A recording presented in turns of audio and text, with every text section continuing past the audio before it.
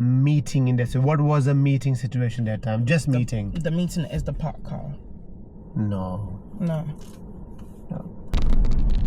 Okay, 7 to right now. 8 to 4. Right.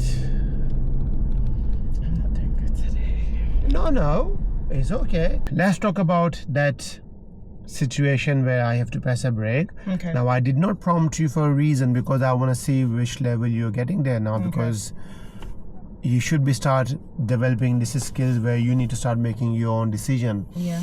Now, the reason why I didn't prompt either, because when you were doing self-commentary, I can clearly hear that you did spot the hazard, didn't you? Because I can clearly see that you're going to check your mirrors to go around that. Am I right? Yeah. Right. When you saw that hazard on the left side, apart from telling yourself, checking your mirror to go around it, what other things should have come into your mind that time? What was the situation developing that time? No idea? It's not clear. So, what is meeting and clearance? Yeah, I was about to say clearance back. Now, let's define meeting in this. What was the meeting situation that time? Just meeting. The meeting is the parked car. No. No. Meeting is the oncoming vehicle. Okay. You always remember you're meeting them, meeting the oncoming traffic. Yeah. Do you understand meeting situation? Yeah. What is clearance? It should be easy now for you to The understand. clearance is now making way for the... Yes, good. So clearance from where? Clearance from which vehicle? Clearance from which object? We're making the clearance for them. No. No. So that park vehicle we had, Yeah. that is an object which we need to make sure that we give clearance to. Okay.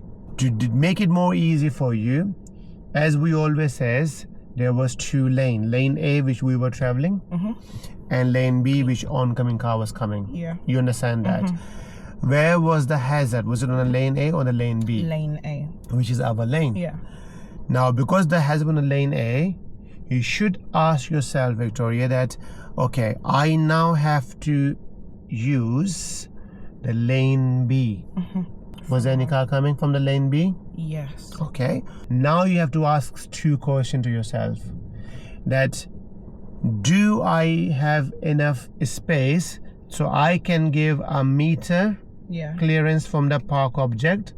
Maybe about half a meter. Yeah. So I can go slowly. And this is important. Without making the oncoming car slow down because of us. Yeah. Making them change of direction because of us, or making them impede or because of us. Yeah. If the answer is yes, you can go slowly without put them into risk, what would you do? You go slowly. Do you think that if I would not have pressed a brake that time, what could have happened though? I would have affected people in lane B. Because I think in my own subconscious mind, I was thinking I had enough space. But those 3 things would have happened if I continued. So, that's thing good. But you also sometimes need to consider that that's what I told you about the lane B. But you always need to consider also lane A. Because that hazard there, I cannot have enough space, so I can give at least half a meter if you're going 15 miles or less. Yeah. If you're going more than 15 miles for 1 meter, if you don't have that space, would you carry on going, or you hold back at least a car's length? Hold back at least a car's length. So I repeat, so if you're going 15 miles or less, how much space you can give? A meter. Half a meter. Okay. 15 miles or less, you can go half a meter, a bit half a door. Yeah. If it's more than 15 miles, I would say you need to maintain about how much? Then a meter. Why that is matters. What could happen? What is the risk? They could, someone park could open their door. They might be trying to get out, might be trying to enter their car. Now think about the worst case scenario. If you're going too close with your passenger, and all of a sudden your car breaks down, This is extreme scenario though, yeah? And it's too close that the door cannot open. And the same moment, for some reason, your car gets faulty and it catches a fire on the engine. Now you will be able to go out correctly. Your passenger behind will be able to go out. What about this passenger and the passenger behind? Would they open the door, go out? No, they'll struggle to be able to go out. All these things you have to think about.